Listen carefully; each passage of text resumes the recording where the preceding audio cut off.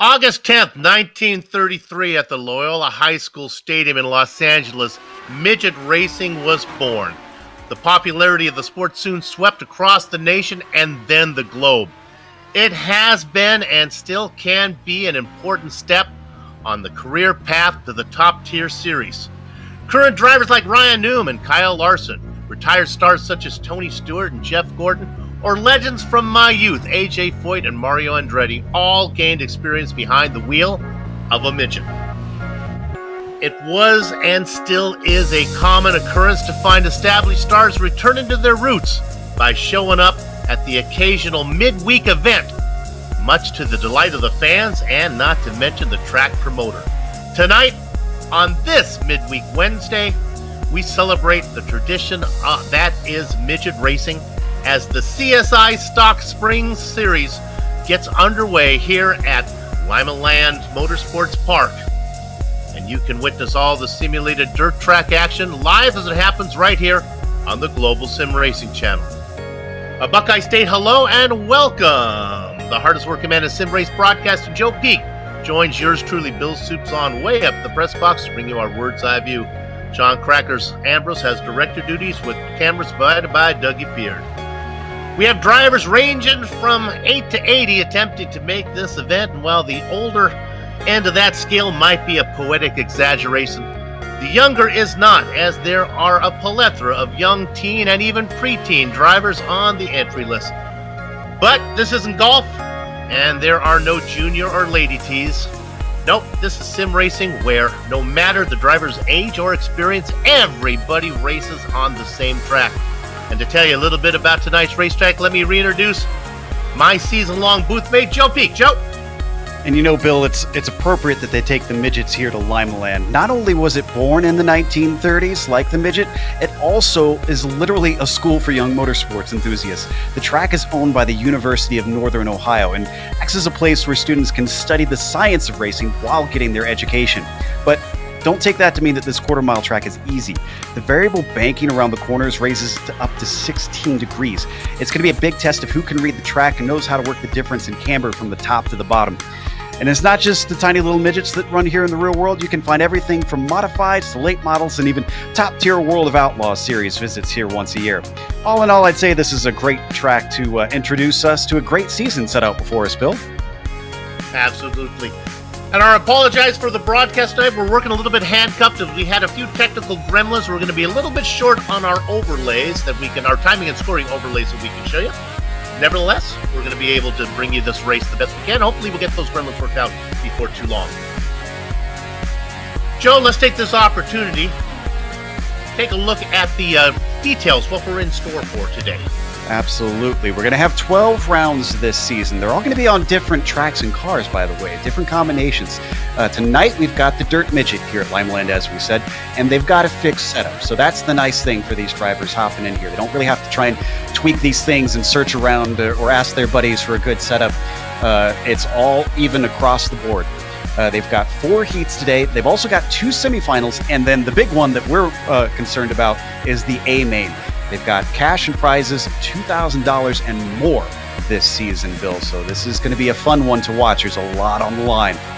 I talked about the membership here and who's racing. There's a lot of real-world action going on here. A lot of drivers that race in real life. And these prizes that we're going to be talking about tonight that are given out, these are all things that are going to help the driver race on real-world racetracks. It's a lot of equipment and seats and shocks and that kind of stuff. I'm excited to see how this plays out. This is going to be a fun series. Boy, I'm glad to be part of it. And that's really big, Bill, because as you mentioned, there's a lot of young drivers out here. People that, like me when I was young, I wish I could become a race car driver. And a lot of times that comes down to money.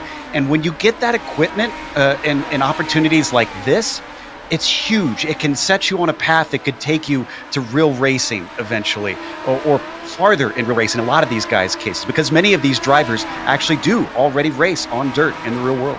Absolutely, as we can watch the automobiles working their way around the track right now. Qualifying is coming in. I can tell you that Jonathan Schaefer is our fastest qualifier. Lap times are about 12.7 seconds. They are in warm-up right now, so these aren't the qualifying quite yet. They'll get about 5 minutes with each hopping out on the track on their own. Yeah, Schaefer looking very good. Also, Carter Batterby, only about 2/100ths of a second behind him, which is to be expected in a quarter-mile track like this. You're going to see very, very small margins. But when it comes to racing, Bill, it's going to be very different. The margins won't necessarily be big, but you'll see a lot of variety out there, especially with these small cars on such a wide track. People are really going to be searching around. And one of the prizes for the pole sitter presented by Competition Suspension, Inc., Pit Logic QuickTime Award and Starting Grid. Pit Logic is the most comprehensive chassis and shock setup application on the market. Available on Google Play or on the Apple App Store. Check them out at competitionsuspension.com. Yeah, big thanks to CSI for coming on board and bringing this on, because I am very excited to see a lot of real-world drivers out there, and also see real-world racing companies get involved here in the sim world. Each day, each hour, each second that goes by, the two different genres continue to mix. They become more one. So looking at the weather here today, we've got not too hot of conditions, and this is going to be a little bit different if any of our viewers are coming in from the pavement side, Bill, because the heat is more of a concern in the way that it's going to dry out the track. Obviously, they started this thing probably fresh, I would assume. You can see how much it's already torn up here in the warm-up. The hotter it is outside and the hotter it is on the track surface, the more that moisture is going to come out of it, and the more it's going to take the grip away. The cars are going to slide around more. A damp track is going to be really tacky and produce a little bit faster laps, or at least a little bit more controllable car. So I'll keep you abreast on how that's looking as the race goes on. Right now, 91 degrees on the track surface, so not too terribly hot.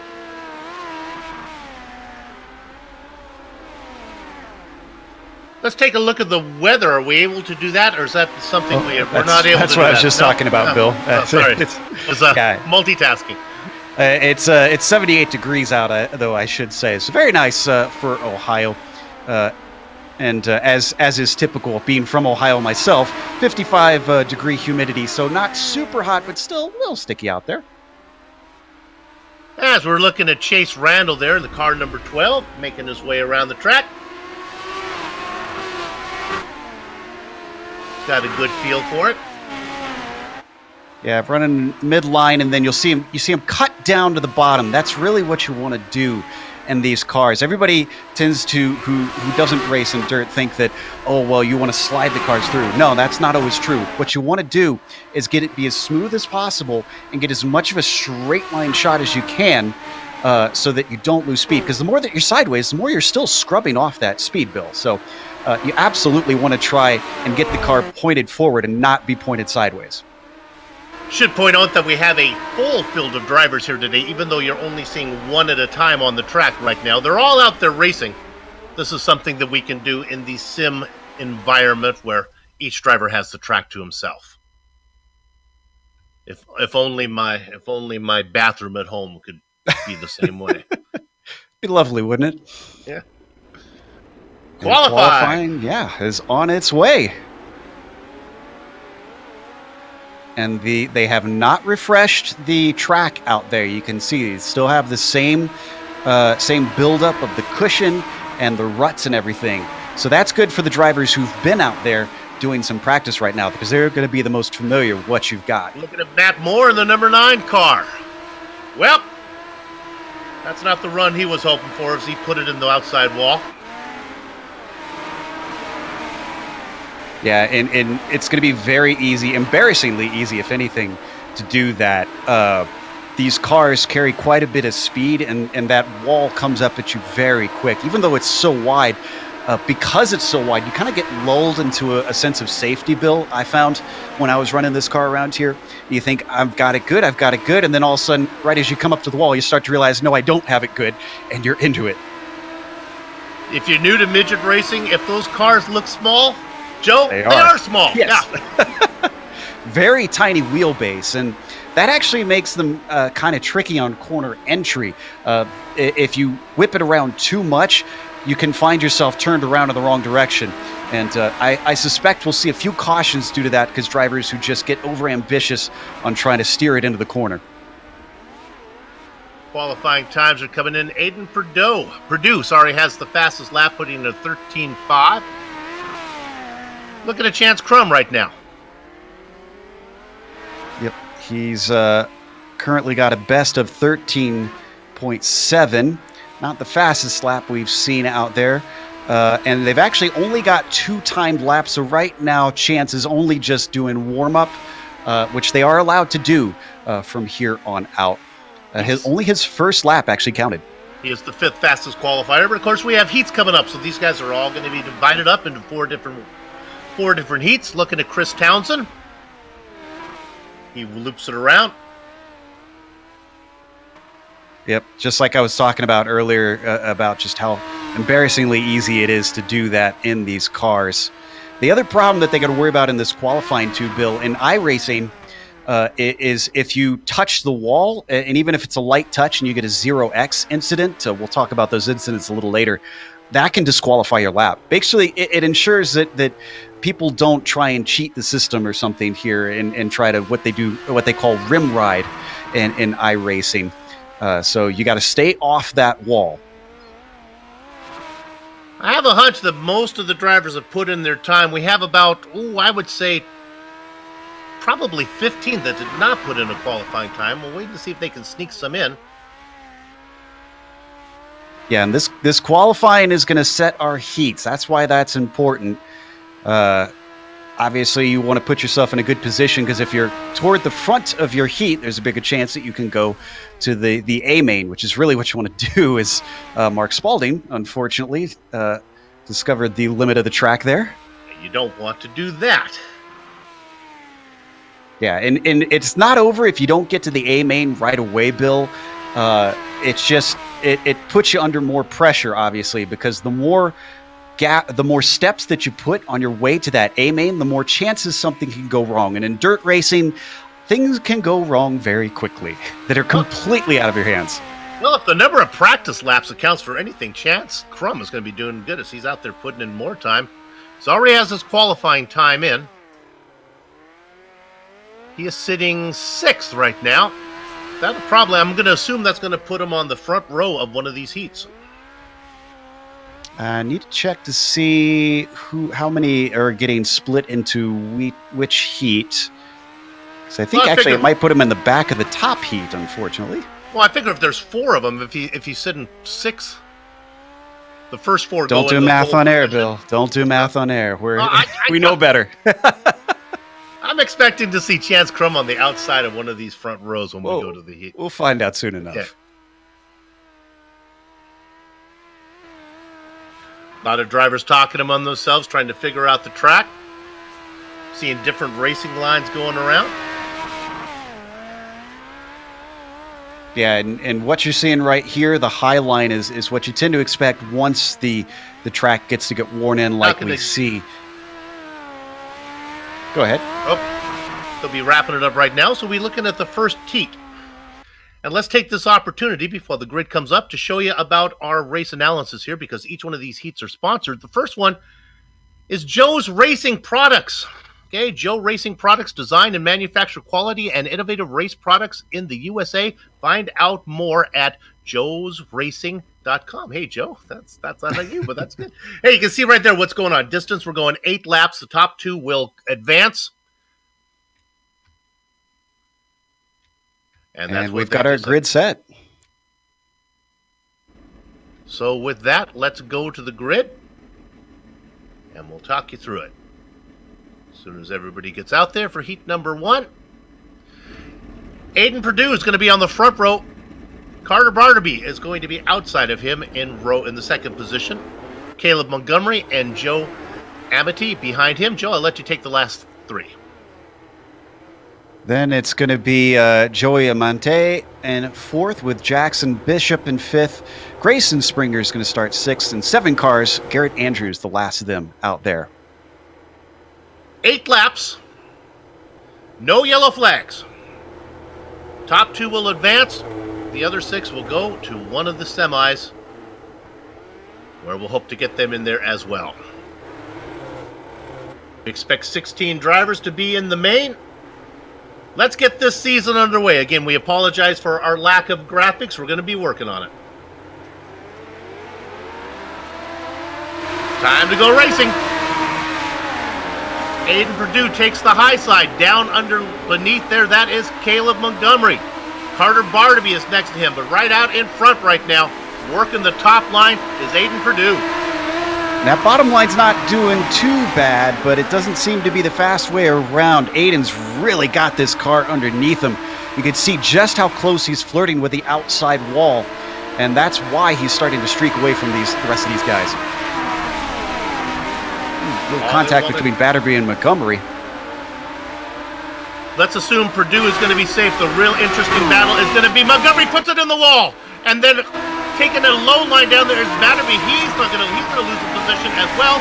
Montgomery gets it back. Those two fight for the transfer spot. You can get away with that. He just clipped it barely. He just doesn't want to hit it too much harder than that, or clip his left rear, or right rear, excuse me, because you could damage the suspension and then you're really boned.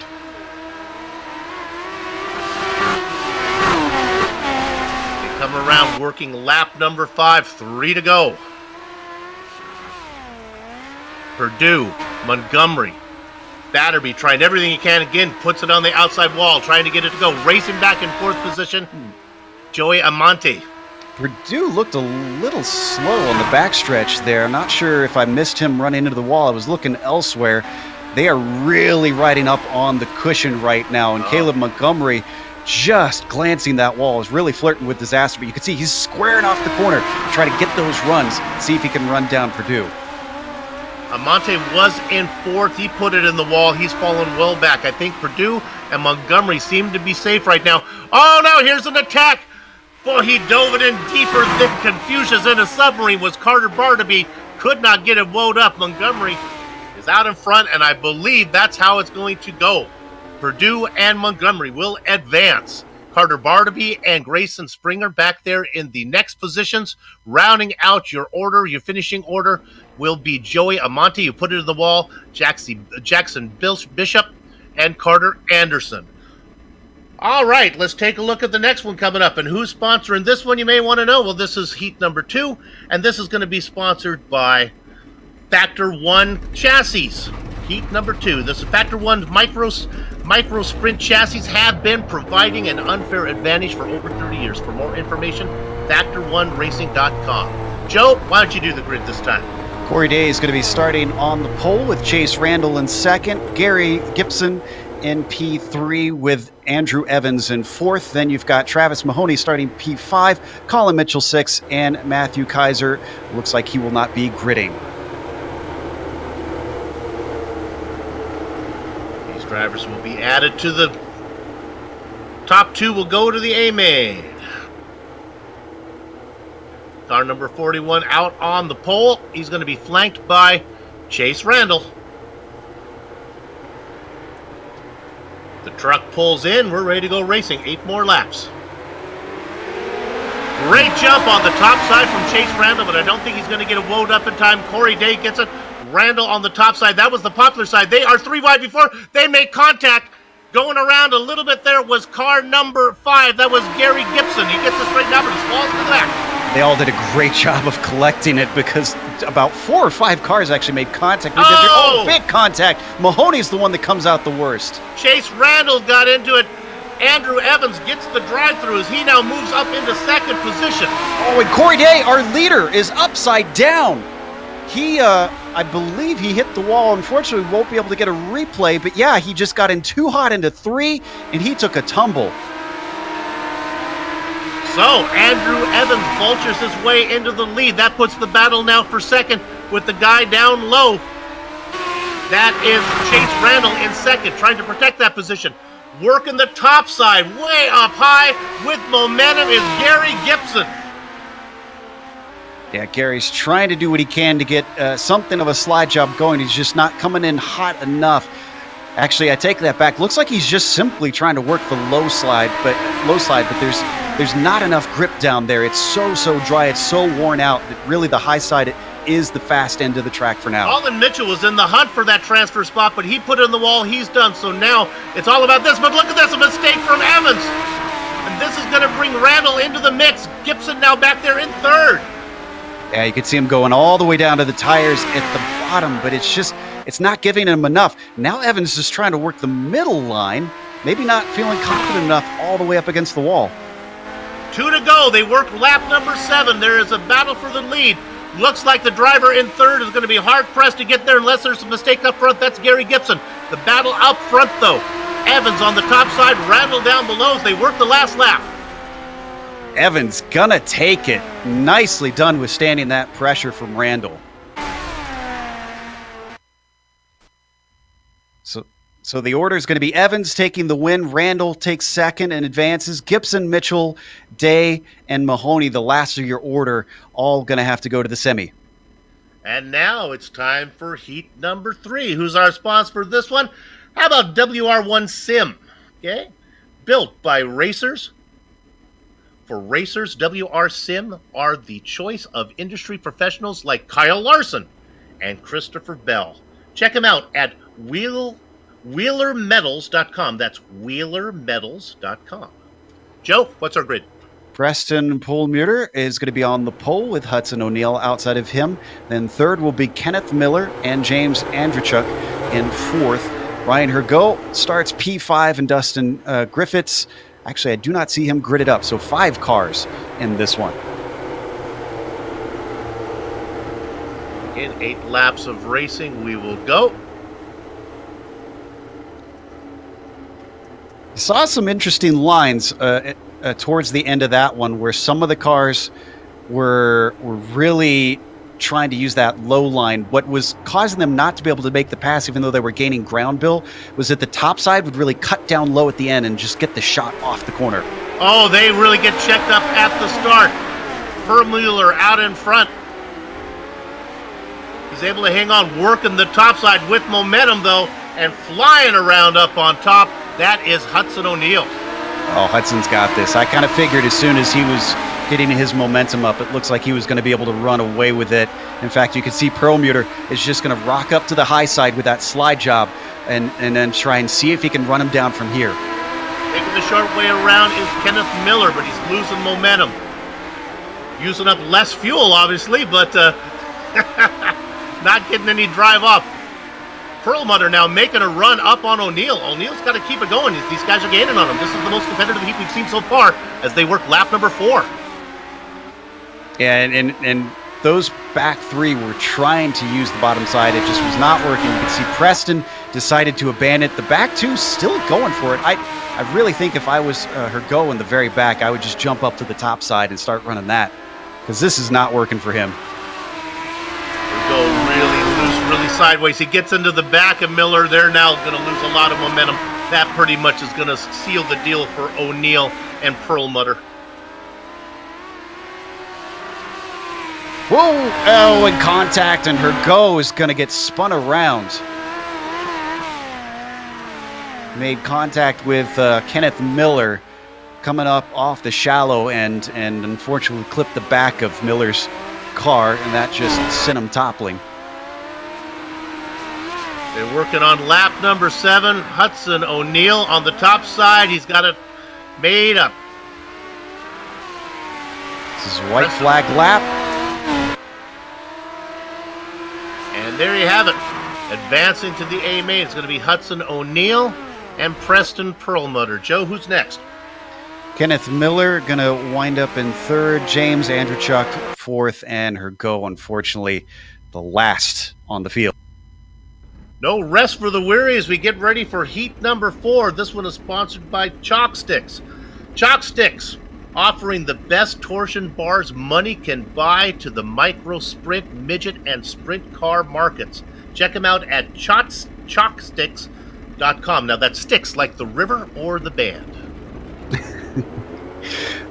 We've got the grid with Matt Moore up at the front. Tyler Rust very appropriate name for dirt racing. Starting behind him in second, Chad Wheeler will be on the inside of row 2. Carson Batterby will be in 4th. Wonder if he's related to the other Batterby we saw before. Then you've got Mark Spalding 5th, and Ryan Gaunt is, and Avery Goodman did not grid. Matt Moore on the pole, looking to go wire to wire, find himself a place in the A main, racing to that number 9.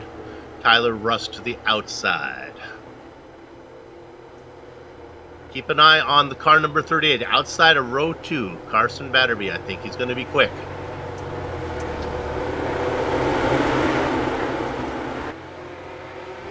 Five drivers. Oh, trying to get a jump was Batterby, but he has to check up. Going way high as Tyler Rust. He's going to lose momentum, but he's going to get a good drive off of 4, off of 2, does not get it done. Moore out in front, he takes the high line. Here comes Rusty. He holds his line down low just in time as Moore has the momentum off the corner. Oh, but he's going to try and cut it down, and that actually might work to his favor. He gets underneath Rust. Moore is racing beautifully out here. They are dancing, but look at the run from Rust as he's trying to fend off Chad Wheeler. Going down low is Carson Batterby. Batterby's going to slide into third just ahead of Wheeler. This is one of the closest fight for the leads we've seen as Tyler Rust just barely above Chad Wheeler. Almost 3 wide into turn 1, Bill. Still 3 wide. Wheeler on the low side. He's in the transfer spot right now. Up high is Batterby. Watching the whole thing, trying to go underneath now is Tyler Rust. This is a great heat. They touch. Rust and Wheeler. Wheeler gets pushed up high. Oh, Wheeler recovered that perfectly. Oh, and there goes Carson Batterby. He's on his lid. No yellow flag in the heat races. Moore out in front. He's home free. If he can just keep it going straight. Wheeler now in second. Rust in third. Here, all Matt has to do is just run off consistent laps. He should have it because he's well far ahead of Wheeler. I don't think Wheeler should have enough laps to try and answer. They are working lap number 7. Moore will get the white flag this time around. He is good. Chad Wheeler in the transfer position. He's got about 5 or 6 car lengths on Rust, who just put it to the wall. Good night, Nurse. It should be front 2 carefully, confidently in. Moore gets the win. Wheeler gets second. Joe, who gets the rest of it?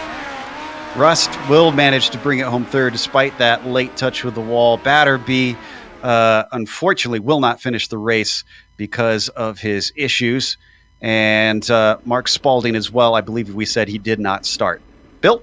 And now we go to the first semis. We're going to be a little bit longer here on this one. We're going to be going 10 laps. There are still no yellows. This one is sponsored by Hoosier Tires. Tires designed for champions. Boy, nothing more needs to be said with that plug. Joe, what's our grid look like? Tyler Courtney will be on the pole with Corbin Hazlett starting on the outside. Then you've got Bryce Lucius, P3, and Austin Nye in 4th. Connor Gross, I believe, going to be the last of our cars. Yes, Danny Stratton and Cody Stidham will not start. The top 4 will advance, so it's all about 4th position right now.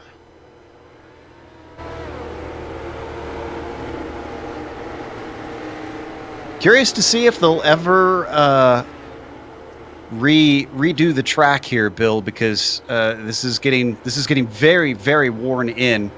And it's going to be even more so when we get to longer races, too. Keep that in mind, because these are the very short ones that we've been seeing. A little bit of banging going on. Oh, and they're good. The banging really cost one of the drivers. Tyler Courtney gets a great jump. Suffering from that was the man on the outside of row 1. Corbin Hayson is back there now as he continues to blink a little bit. Went completely to the back of the pack, but he's got good speed, and he's got the high line right now. Oh, he gets a shove, and he gets the wall. He's over. That was Connor Gross who got him. Gross will get to keep racing, though. Up front, we have this battle. Brian Lucius now moves to the lead. Tyler Courtney is on the top side. Nye is in 3rd, Gross in 4th. Those guys look comfortable to advance. Still pretty good for 2nd place, though. Look at Austin Nye working that low line very, very well. And actually, he might have it, but I think Courtney's going to have the shot. They're awful close down on the inside. That was fun. Nye had it for a little bit. Now he's going to fight back. Remember, their finishing order depends on where they will grid up in the main event. I thought Courtney was in too shallow into 3 a lap ago, but still holding on ahead of Nye. It's not by much. These two fighting very fiercely and pretty much over the low side. Neither really is running up to the top side to see if they can outdo the other up there. Now we've got Courtney going up tall. Nye gets it really sideways. Courtney behind. Look at Tyler get the runoff. He has nowhere to put it. He's stuck back there in third. He tries to get underneath as they work the final lap here, or they work lap number 7. They'll be getting the white flag this time around. Remember the name Bryce Lucius. He's going to be good when we go to the A main. Wow, I'm impressed with Austin for slipping that car into second place, and now you're seeing Courtney go all the way up to the rim, and unfortunately the horse has already left the barn because Nye has just got it, I think. Checker flag for Bryce Lucius. Austin Nye gets second. Joe? Courtney going to be third, Gross going to be fourth, and that is our finishing order for this one. We move to the second semi. This is another 10-lap event.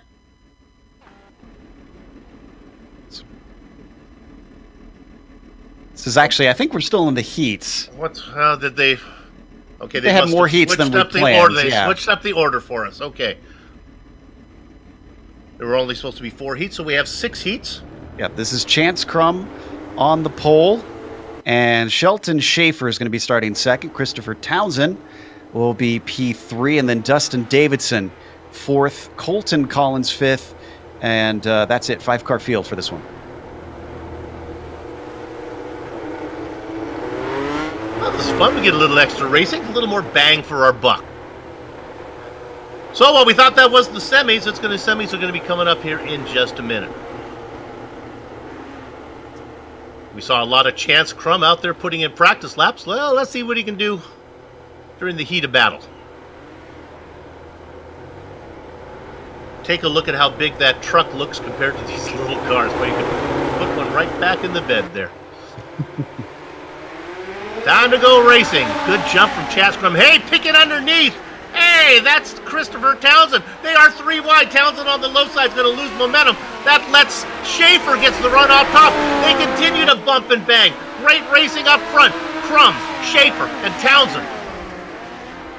Everybody hugging the low line now. The top side seems to have gone out of favor lately.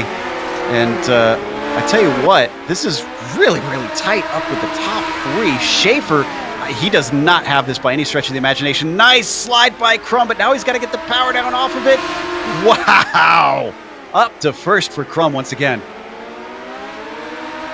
Crum, Schaefer, and then the number 6 of Christopher Townsend. The car back and forth. That is Colton Collins being challenged by Dustin Davison. This is a close battle. 5 cars closest together. We've seen a dive for second. Townsend gets it, but he's going to lose momentum. Schaefer gets it back. Yeah, when you do that, you really got to be careful that you can get the grip off the corner. You can see if you hurt your momentum too much, as he almost gets tipped around by Collins.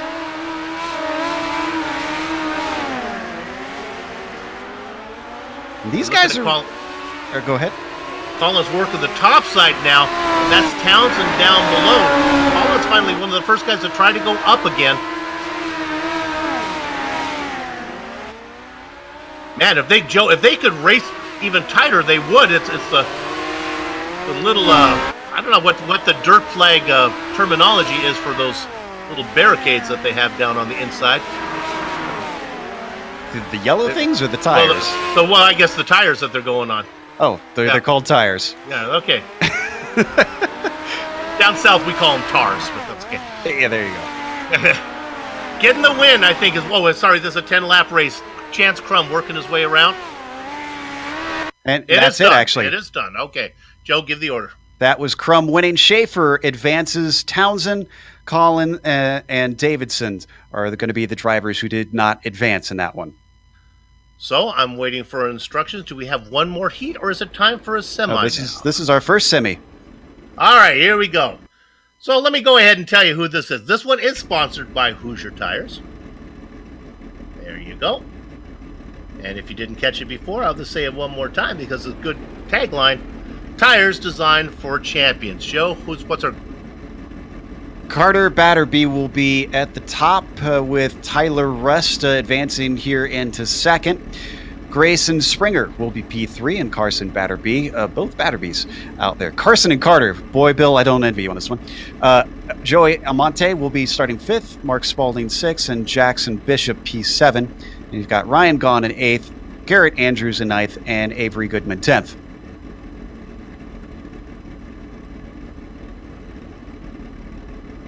I'm listening to some race instructions right now, giving the instructions to the drivers.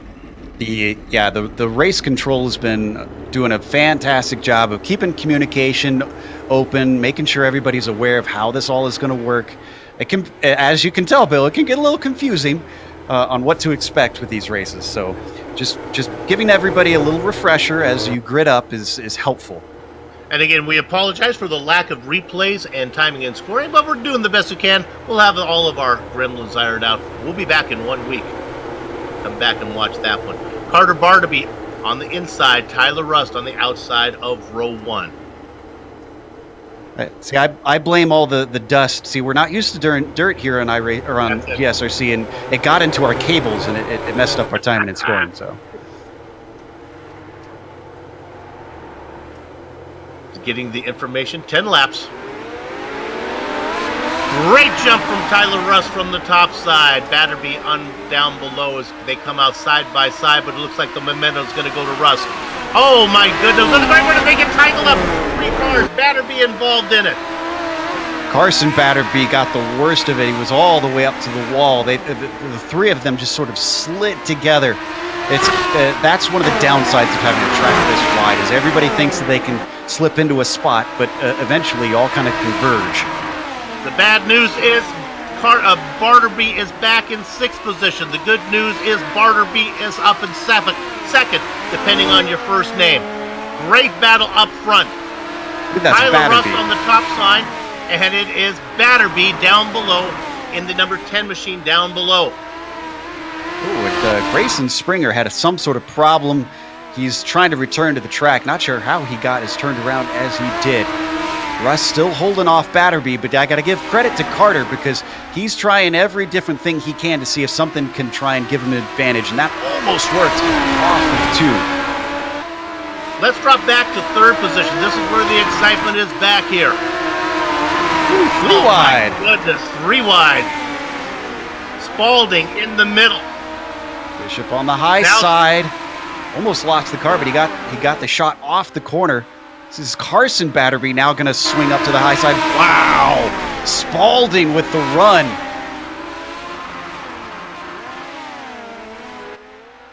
Oh, Carter Batterby is in the lead.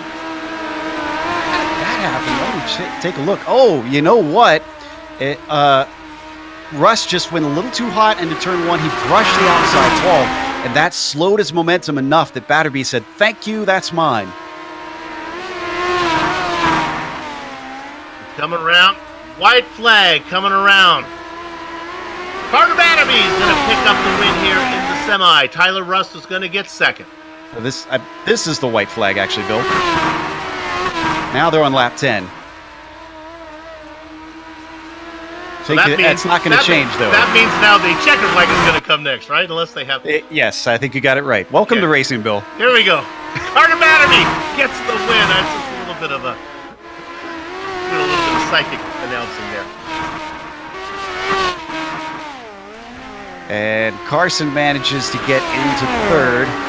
The 4 cars go on to the finish here. So that means that Carter Batterby, Tyler Rust, Carson Batterby, and Jackson Bishop are going to go on to the A-Main. Now we think we're going to go to the 2nd semifinal, and this one is sponsored by Sharp Advantage, specializing in customized racing safety products of the highest quality. Hey, check them out at sharpadvantagesafetyproducts.com. Joe? Gary Gibson's got the pole for this one with Tyler Courtney starting P2. Then you've got Colin Mitchell on the inside of row 2. Connor Gross will be starting 4th, Corey Day 5th, and Corbin Hazlett 6th. And Corbin will be the last of the cars out there in this 2nd semifinal.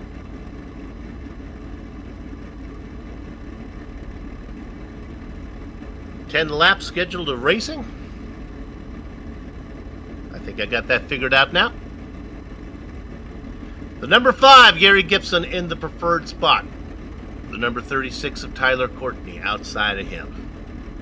Now, remember, I talked about the weather conditions out there. It's actually cooled off a little bit, so slightly more favorable. 85 degrees on the track currently, with it being sun slowly going down out here. So it's not exactly helping. It's not making the track faster like you would expect in pavement racing, Bill, but at least it's not drying it out as quickly. Gary Gibson listening to everything Joe just said. He's got this figured out. He knows how he's going to do this. I hope Gibson isn't listening to me. I'm not a fast dirt racer. Will be interesting to see which line is preferred now. Early on, it was the top side. It seems like the racing has come down a little bit. Yeah, and that honestly surprises me. Courtney with a bit of a jump. Lagging back is Gibson, so he gets a good jump, and sure enough, the number 5 gets out there. Look at the guy down low. That is Corey Day. He's got a feeling, he's got a sniff of the lead. He slides up, is not going to get it going. Look at them scramble around when it's all said and done. Gibson's going to be out in front. Courtney in the middle. Oh, but Gibson clattered the wall. That hurt his momentum. Corey Day is going to take it now. He got a shove from Courtney. Courtney, I think, is going to be the one to get the shot off of here. Gibson gets loose. He's out of it. A great run by Haslett back there now in third, racing up high. Oh, Courtney too shallow. That could open the door for Haslett. He gets one on the top side. He can only get one. Corey Day still holding on, using that high line. See it switched back again. Now everybody up top. I think they've got just enough of a cushion forming up there. It's pretty grippy, and they're able to get the shot off the corner on the high side. Wow, Corey Day switched all the way back down low and made a liar out of me. He is running away. They're trying to figure it out. Right next to each other is Courtney and Haslett as they battle for second position. Courtney leading the two. Don't forget, if those two start tangled, Gary Gibson, he said he was out of it. I don't think so. He could still get up to P2 here. Oh, he's in the wall, and that's Haslett. He makes contact now. Oh, no, I'm sorry. In the wall was Courtney. Makes contact with Haslett. That's going to open the door for Gibson. And just like Joe said, here he comes. Gibson's going to get momentum coming off the top as they race lag number 7. Now it's 8. Oh, bad exit from Courtney. Just a little too squirrely off the inside of turn 2. Oh, his momentum is shot. Look at this. He might actually lose out even to Gibson, too. Working up top, trying to get it straight is Haslett. He gets it going that direction.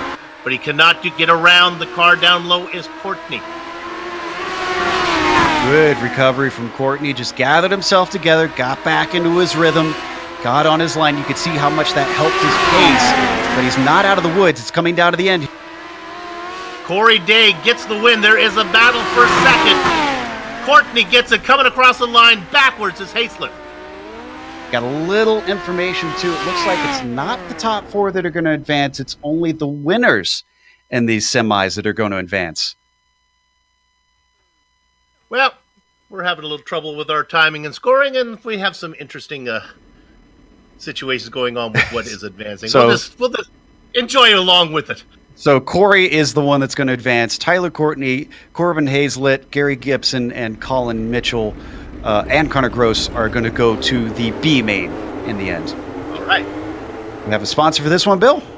We do not. We have a sponsor for the A main. We had a sponsor for all the events, but they gave us a few extra ones here today. So let's wait for the big one. I think we're done. Well, let's give the B main grid then. Kenneth Miller starting on the pole. Christopher Townsend in second with James Andrewchuk in third. Then it's Colton Collins in P4, losing my voice here. Ryan Hergo in fifth. Dustin Davidson, P6. Dustin Griffiths, and that's it, actually. Just got, looks like 6 cars starting. We're here in the Race control talking to the guys, telling them try not to time the start, go off of iRacing. Miller gets a good jump. Great battle going. We'll battle down below, trying to get down in fourth position there. That was the car of her. Oh no, we get together. Big mess. That was Christopher Townsend, who was in second place and finds himself all the way at the back now. Adderchuck also involved in that one. So who does that put out in front? It is Miller and Hergo. With a big gap back to Collins and Davidson. They're basically fighting for scraps, just trying to get to the podium. Oh, take for Miller. He tries to do something with it. He's going to get in the back of them. Nicely positioned by Kenneth. Just put himself right down exactly where he knew that other car needed to be. And all that nonsense up front has allowed the other drivers to get back in the mix now. Kenneth was a little too hot into turns 1 and 2. That ran him wide. He lost his speed. Hergo's now easily got the top spot. Davison in the 29 gets into Miller. Miller was able to keep him going straight. Oh, this is some great racing going on. Yeah, it's hard to tell who's going to come out on top. Yeah. Look at the drive from the 23. Miller gets the pass made, but now Davison's going to do the same. And both of these drivers seem to be gaining on Hergo up in front. Miller threaded the needle, honestly, because he had a car on either side. He's going to try it again. Oh, you can see his momentum interrupted. That hurt him that time because that was Davidson in his way. Oh!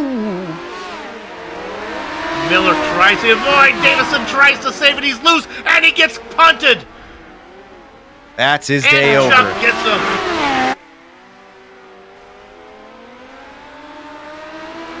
Up front, Hergot is going to get this one.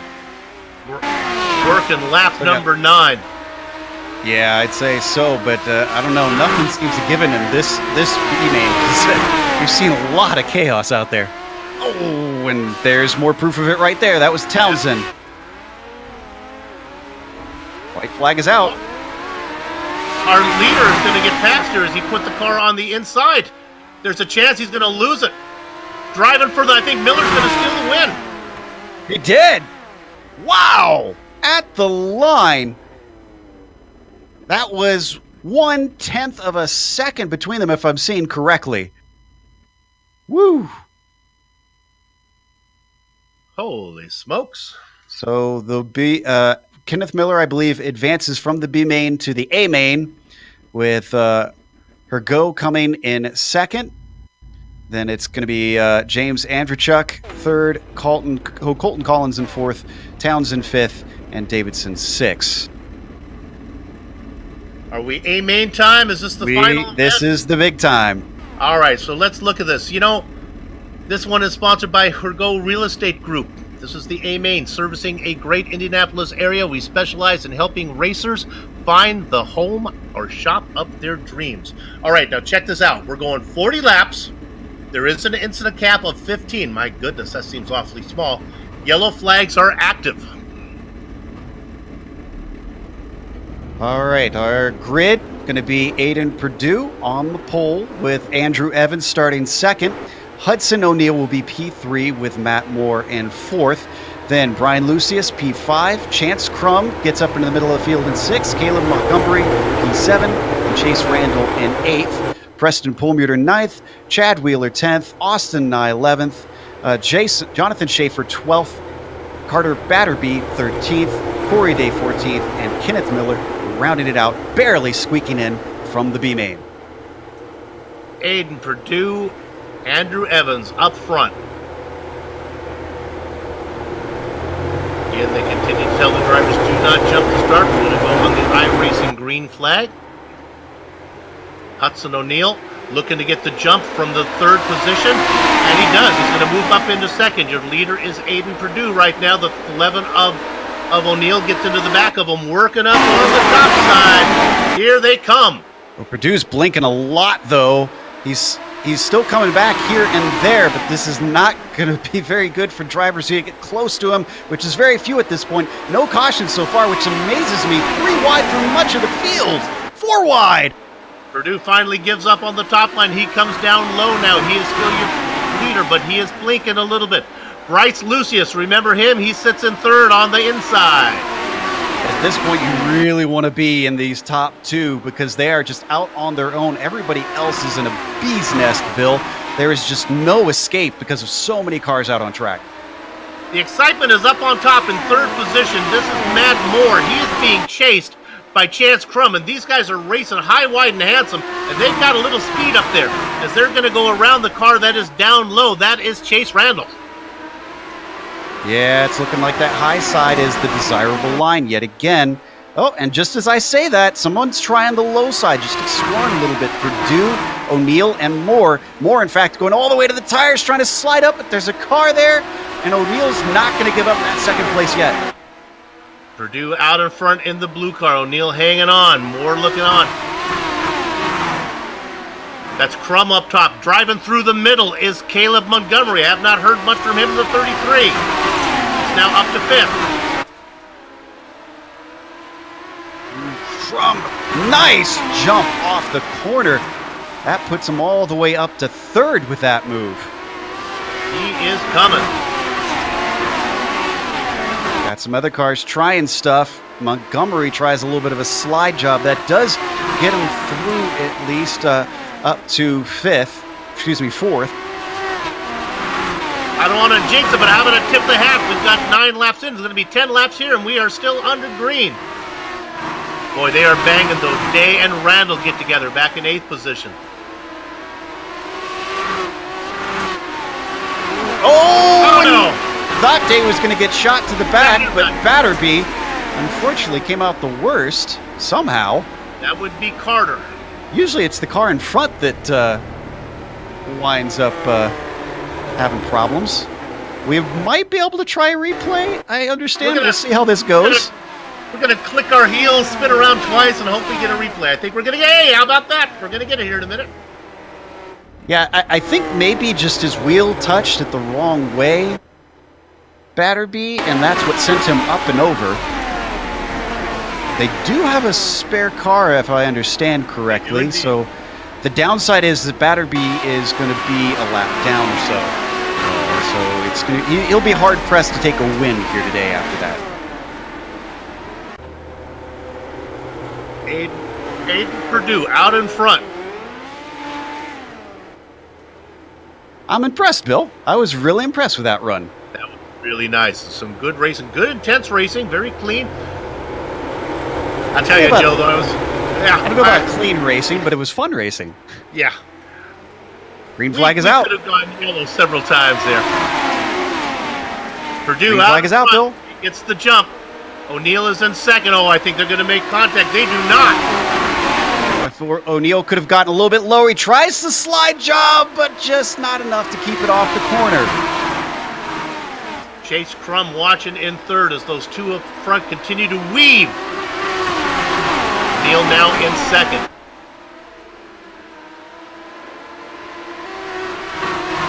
This battle back here in fifth and sixth. We've got Montgomery and Moore, as well as Day, sort of starting to smooth themselves out. Some drivers still trying to see if they can slip to the inside of the car ahead. Usually it doesn't seem to be working. If you're holding that high line, you're sitting pretty. Top 3 cars all racing up on top, boy, but that's not the case farther back. They are all trying to figure it out. Yeah, I think that's more out of desperation that we're seeing the back try that low line, because it doesn't seem to be working. Everybody up at the front is just hugging the outside wall. Battle for third. This is Crum, Montgomery right behind him, and Corey Day. Crum is the guy who's taken a little bit of a Day trying to take a piece down in there. Take a peek, can't get it done. Already halfway through this race, Bill. O'Neill, and O'Neill gets clipped by Caleb Montgomery trying to come through. That loses O'Neill positions and puts Montgomery up to third. Montgomery is the only driver who's trying an alternative line. There goes Caleb one more time, dives it down in. He gets into the front, Does a little slide job on Crum, but Crum has the moment driving off. But one more time, Montgomery takes it in deep. And now look at this guy down below. That's Corey Day getting in the mix. And Corey Day is charging. He started this race 14th, Bill. Oh, we got a caution. Let's see. That was Hudson O'Neal, maybe? Yeah, looks like Hudson O'Neal went in shallow. And right where he wanted to be was the, let's see, I'm trying to figure out who that is. Chance Crum that he got into.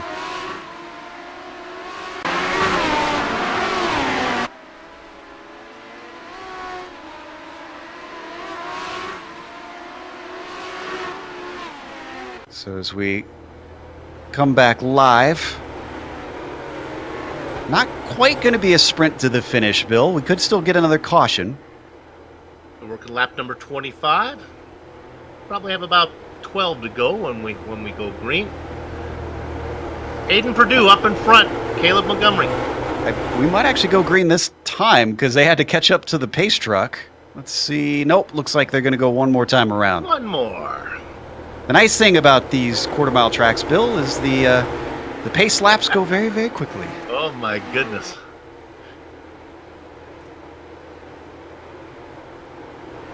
Okay, let's see what Perdue can do. He's in the blue and yellow machine up front. Waiting for the green. They're racing. Going up top is Montgomery. He's really high. I think he might have some momentum here. They're going to get together. You can see it coming. And it's a miss. And that actually started with Perdue, if anything. Not sure if we'll be able to get a replay. He went in very, very shallow, and I was surprised by that. He probably would have wanted to hug a little bit higher. That meant that he was very slow off the corner. He came into the line of Chance Crum and Caleb Montgomery, and from there, well, the butterfly flapped its wings in Africa, Bill, and we had a hurricane. That's exactly right. Interesting enough, Aiden Perdue came out the best for wear there after they made contact. He drives away, and then the chaos reigns behind him.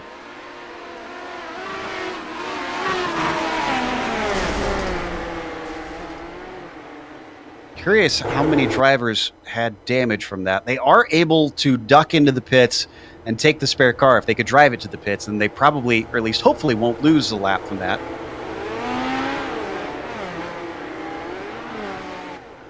Race control telling everybody to let off when the caution comes out. There's no reason to pile it in. Yeah, might have gotten a little bit used to the fact that there was no caution before and you wanted to stay in it. All right, we're going racing. Aiden Perdue gets the good jump. Oh, Preston Perlmutter up top. That's not going to work for him. Or is it? Yeah, sure it is. Soup. Number 42, working the top line. Running well.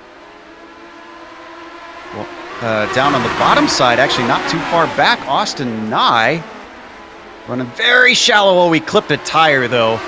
You got to watch out for that. When you start to flirt with those tires and you lift the fronts up, even though you've still got the rears in contact, and we got a car tumbling again. That is Perlmutter. So what happened to Perlmutter here? I think coming into 3 just was way too high. Oh, and once he hit the wall, everybody else had all that speed, Bill. There's nothing that Preston could do to slow the car and get out of the way. They just plowed into him. That was Chance Crum, who was first on the scene, was able to go underneath. There you see Chance right there. Like a piece of popcorn, unfortunately. Yeah. Coming back live. This is all going on behind Aiden Perdue, who's happy out in front right now. All right, man. We did so good at the start. The cautions are breeding cautions, Bill. When we come back, the next caution might end this race. And they've changed the restarts to single file. There you go. I think they're hoping to finish this one under green, trying to calm everybody down. Well, fine and dandy. I'm not sure Austin Nye is all that happy with that ruling, as he's now going to have to start behind the lead. He's still got a chance. Never give up. Perdue, Nye, Crum, Wheeler, and more, your top 5. Race control giving the announcement 4 to go. Wait for iRacing green flag. Just under green, guys. Here we go. Purdue gets a great jump. Nye going to take it down low, see if he can get a boy. But right now he's out in front. Not sure if he's going to have to drive off. Purdue does. He holds it. Nye's going to lose second position, I think, to Crum, who's working the top side. Nye sure enough, likes Crum that gets a drive off. Yeah, Nye really loves working this bottom line. He was trying it on the last run. He's trying it again. It's sort of kind of working, not really anymore. Just, oh, you can see how rubbered in it is down there. Taking the road less traveled. Working lap number 38 right now. It is Purdue and Crum. Purdue's on the proverbial rails, and he's going to get the white flag this time by. They're bumping and they're banging, but I don't think anything's going to stop it now. Here comes Purdue. Attitude. Down the back straight, 2 more corners to go. He's going to win the opening round here in the CSI Spring Championship. Awesome job. Awesome job. Like I said, you're still at risk on those restarts because you can botch them, especially in these cars with the immense power that they have, Bill.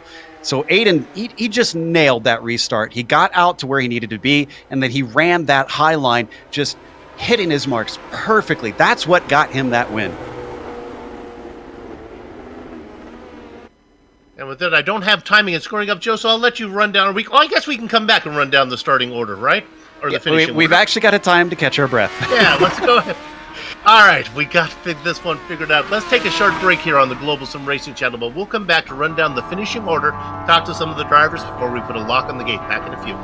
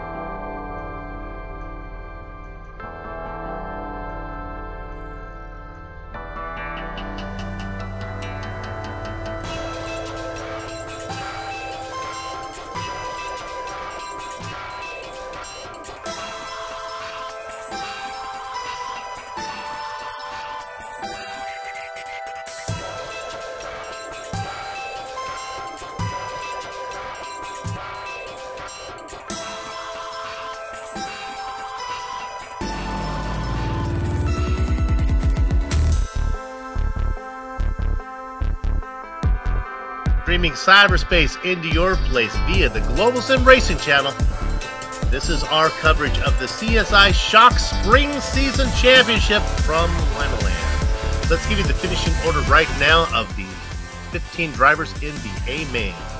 Up front, getting the win, it was Aiden Perdue. He comes home ahead of Chance Crum. Caleb Montgomery gets third. The rest of your top 5 goes to Chad Wheeler and Matt Moore. Austin Nye was racing up front for a while. He'll have to settle for 6th. Chase Randall behind him, and in 8th position, it's Bryce Lucas. Those are all the cars who finished on the lead lap. Jonathan Schaefer is going to come home 9th, with Preston Krollmutter getting the top 10. Kenneth Miller, remember he just squeaked in at the last moment. Well, unfortunately, he wasn't able to really improve too much. He'll get 11th, and he was 5 laps down. Corey Day will be 12th, and Andrew Evans 13th. Hudson O'Neill 14th, and Carter Batterby rounds out the 15 drivers we had in our feature. And now I'm fortunate enough to get a chance to talk to our race winner here. That's going to be Aiden Perdue, hailing out of Clinton, Illinois. Hayden, congratulations on picking up the win. Thanks, man. I couldn't have done it without you guys. I definitely got to thank my sponsors and people who helped get me out here. I definitely can't thank CSI Shocks enough, man. You guys are awesome for putting this on. My mom and dad for getting me the simulator, and without them, I couldn't be out here. SimWorks Performance for all their PC work and anything they do. You guys for putting the live broadcast out, and just the whole event, man. It was definitely awesome. Before we talk about you, let's talk about the race that went on. Tell us about the racing line. We couldn't figure out if it was the low line or the high line. What was working? Yeah, that was definitely one of the things I had to watch. You know, I watched some of the other people. It was in my heat race. Fortunately, I started on the pole, so it's kind of set sail on the top. And as the heat races went on, I kind of watched, and it looked like they were all on the bottom, on the top, and then getting closer to the B mains, I started watching people, or well, I guess that'd be the C mains, but people would run the bottom and top. It just must have been drive work, because I went on the top and it worked. I tried the bottom. You know, the bottom was fast, but it's like it didn't have the drive off I wanted to get the win. But yeah. So a lot of the drivers in this series race in the real world. Are you one of them? Yes, I race an Outlaw Micro Sprint. And go ahead. I'm sorry, I dropped out. Go ahead. This year, one of the big things we accomplished last year. We won the Hyper Racing Central Winged Outlaw Championship at Southern Illinois. So we're racing Power Eye this year as an Outlaw Micro Sprint in Illinois. Let me ask you a question. This is what I want to know. Where is the car when you're not racing? Does it come home with you, or does it go to a special garage? What happens to it? My racing, or my micro, we take it home and we work on it and get it prepared for next weekend, do all the tunes up, scale it, everything we need. And then, we prepare it and get it ready for the. All right. Well, there are a lot of good prizes in this series, so maybe that'll help you do a little bit better out there in the real world. It's good to meet you. We hope to see you the rest of the way. Congratulations and good luck as the season progresses. Thank you, guys. There you have it, Joe. That's our winner, Aiden Perdue. And with that said, we're going to close it up here at the Global Sim Racing channel. Let's thank everybody that made this possible. And we're going to start by the people as soon as I get to the part where I can tell you about this, because I was looking at it. Here we go. We're going to talk about GSRC. We made this possible because we're here. We'd like to thank the people at CSI Shocks for making this broadcast a reality. How about this? On screen now are just some of the equipment and software used to stream cyberspace into your place. Additional thanks to June and Lon, who provide our iconic music. See the screen to how to contact each of them. The CSI Shocks spring season returns in 1 week, April 3rd.